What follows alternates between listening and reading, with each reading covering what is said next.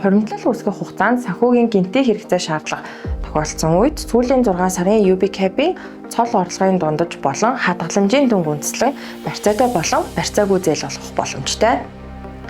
Зээлийг өдөр бүр тогтмол дүнгээр төлөх боломжтой ба ингэснээр танд зээлийн дарамт бага, зээлийн хүүний зардал маш бага тооцогдох болно.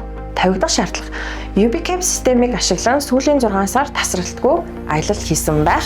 Хадгаламж зээлийн хошооны гишүүнээр илсэн 2 төрлийн хадгаламжийн даас эзэмшигч байх. Бүрдүүлэх материал нь зээлдэгчийн өргөдөл анкетны маягт бөглөх, акт теорийн хэрэгслийн гэрчлэгээ их хуваар, e-Mongolia аппликейшнаас иргэний үнэмшлэхний лавлгаа, жолоочийн лавлгаа, иргэний оршин суугаа газрын хаягийн лавлгаа болон зээлийн мэдээллийн лавлгааг бүрдүүлсэн байх шаардлагатай.